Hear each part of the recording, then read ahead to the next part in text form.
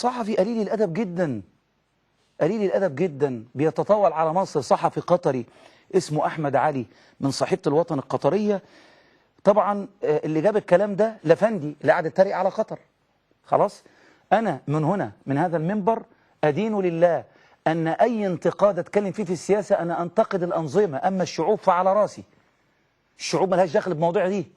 كل الشعوب العربية نكن لها كل التقدير والاحترام، لها ما لها عليها ما عليها، زي المصريين لهم ما لهم. احنا مش أنبياء، احنا مش شعوب فوق الوصف، احنا مش شعوب. شعب الله المختار الشعب المصري، الشعب المصري فيه مصايب وفي ناس كويسة، والقطري والسعودي والكويتي والبحريني والإماراتي والجزائري والمغربي، ده كلام واضح. في هنا الصالح والطالح في كل مكان. فلما اجي انتقد مثلا قطر لا أقصد الشعب القطري، لما اجي انتقد لفندي الصول ده اللي هو ضحي خلفان، انا ماليش دعوه بشعب الامارات، شعب محترم واحبه والله، واخ بيصلي معايا الجمعه من الامارات غايه في الادب وغايه في الحب لمصر. يعني الراجل حبه لمصر باين في كلامه معايا.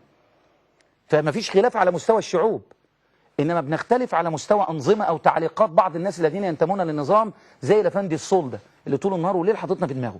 لكن لما باسم يوسف عمل البرنامج بتاعه وسخر من نشيد وطني حبيبي الوطن الأكبر اللي كان معمول أيام جمال عبد الناصر في فلسطين وجنوبنا السائر النشيد اللطيف ده، اتريق على قطر وقال إن تريقتي بناء على معلومات باخدها بسخرية إن قطر هتشتري الهرم ونيجيريا هتشتري المسجد الأزهر. الكلام اللي بيتقال في الجرايد من عند إعلام المارينز. يتخيلوا النهارده واحدة مثقفة تلتقي زوجتي وتقول لها كده برضه الدكتور مرسي يبيع حلايب وشلاتين. هقول لكم على حاجة بسيطة جدا. خلي بالكم ان الاعلام اللي موجود عندنا ده، الاعلام المارينزي ده المأجور، كل اللي بيعمله ان هو ايه؟ بيرمي المعلومه وخلاص. هو بيعتمد على ايه؟ على ضعف ثقافه معظم الناس اللي هي الدين لا يحركها. موصل واحد الدين بيحركه ويقعد يفكر كده يقول الكلام ده اتقال من مين؟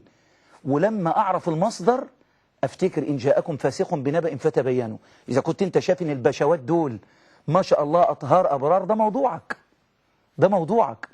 إنما إنك كونك تصدق أي كلام بيتقال، أي كلام فعلا، لو خرجوا فيكم ما زادوكم إلا خبالا ولا أوضعوا خلالكم يبغونكم الفتنة وفيكم سماعون لهم.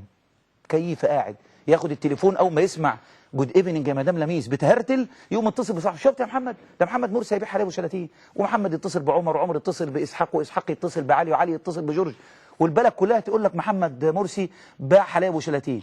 وعملوا ايه؟ راحوا جايبين فيديو لعمر البشير الرئيس السوداني كان بيتكلم فيه ايام خلافه مع حسني مبارك الرئيس السابق في موضوع حلاوه وشلاتين. يستدعوا الفيديوهات القديمه دي. احنا مثلا لما بنجيب فيديو قديم خطأ في الاعداد ويقولوا لي قديم بنعتذر، لا دول ما بيعتذروش، ارميها واخلص. بشوات دول كلمة مارينز، ده انا كده بشكر فيهم كمان والله. دول أبلسة، عارفين الأبلسة؟ فطبعا اضطر الصحفي القطري اللي مش مؤدب ومش متربي عمل ايه؟ قال ماذا صنعتم يا مصريين غير أقراص الطعمية؟ يا ده عيب، يا ابني عيب، الله يكرمك يا ابني. السعوديون الشرفاء، الكويتيون الشرفاء، الخليجيون الشرفاء، وأعرفهم وهم كثير ويتصلون بي بالهاتف، هواهم والله. واحد بيقول لي أنا مصري الجنسية لكني أنا سعودي وهوايا كله في مصر. مصر صاحبة فضل يا ابني، وطبعا الفضل كله لله يا ابني. فوقوا شوية، اعرفوا ان كل خير حصل في الخليج كان لمصر دور، لكن العصبية بتاعتكوا دي هي اللي هتودينا في داهية. ليه؟ الحدود، انت سعودي وانا كويتي، انت بحريني انا قطري، الكلام اللي بيتقال ده فعيب. عايز تمسك باسم يوسف تشطفه، اتس اب تو يو، ده موضوعك، خليك راجل واعمل معاه كده. انما كونك تهين المصريين وتقول ما عملتوش غير الطعميه، يا ابني ارجع ذاكر التاريخ. على راي الشيخ زايد الله يرحمه كان بيتكلم بيقول ده احنا بالنسبه لمصر اوضه وصاله، اوضه وصاله في شقه بالنسبه لمصر. يا ابني ده احنا 90 مليون، لو عطسنا تعرف تاريخك كويس وانت بتتكلم عن مصر. مصر الولاده بالعلماء والدكاتره والاساتذه. واتصور ان كل خليجي محترم بيتقي الله يحب الله ورسوله وبعيد عن العصبيه البغيضه اللي احنا فيها دي، عارف فضل الدكاتره المصريين والشيوخ المصريين والمقرئين المصريين، عارف ده كويس. والله ما بنسى كم أبكاني دعاء صلاح البودير في الحرم أيام الثورة لما كان يقول اللهم اجعل مصر في أمانك وضمانك، راجل واقف على منبر النبي صلى الله عليه وسلم يعرف قدر هذا الشعب ويعرف قدر هذا البلد اللي البلد نفسها فيها ناس مش عارفة قدرها. فاتقي الله يا أحمد يا علي وخلي عندك شوية دم. عيب لما تتكلم عن المصريين بهذه الصورة. عندنا ناس مش كويسة طبعا زي ما عندك ناس مش كويسة، إنما عيب لما تتكلم تقول ماذا صنعتم غير أقراص الطعمية. اليد الطولة لمصر صاحبة حضارة قد كده يشهد لها القاصي والداني. مش هتيجي انت يا رويبضة يا تافه اللي هتعلمنا قدر مصر، حتى لو كنا نحن نسيء إلى مصر ولا نعرف قدرها. فياريت الشعوب العربية تتخلص من العصبية.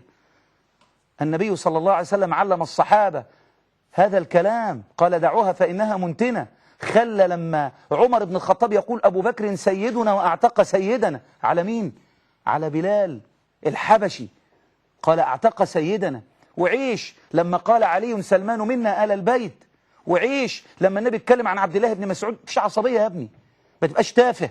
لا تجعل أمور السياسة تخليك تافه، خليك محترم. من أخطأ فيك ترد له الصعصعين ووقفوا عند حدوده. إنما أن تسيء لجموع المصريين عشان أراجوز صعب قوي، عيب قوي يعني، لأنه لا يمثل المصريين في النهاية. فاتقي الله وانت بتتكلم عن المصريين. أنا المسلم الأمريكي والإنجليزي والألماني الطائع لله المحب لله المحب لرسول الله المحب لشرع الله أحب إلى قلبي من أخويا إذا ما كانش ملتزم بشرع ربنا ومش طائع لله سبحانه وتعالى. قولا واحدا بكلمك عن المسلم أهو، الألماني والسعودي والكويتي والبحريني اللي يدين لله ولرسوله ويطيع الله ورسوله على راسي وأقرب لقلبي من أخويا ابن أم وأبويا إذا ما كانش على منهج الله. هذا ما تعلمته من ديني. لا تجد قوما يؤمنون بالله واليوم الآخر يودون من حاد الله ورسوله ولو كانوا آباءهم أو أبناءهم أو إخوانهم أو عشيرتهم أولئك كتب في قلوبهم الإيمان وأيدهم بروح منه. فعيب يا عم أحمد، شوف نفسك، ده أنت ممكن تكون اتعلمت الكتابة من الكتاب المصريين يا تافه.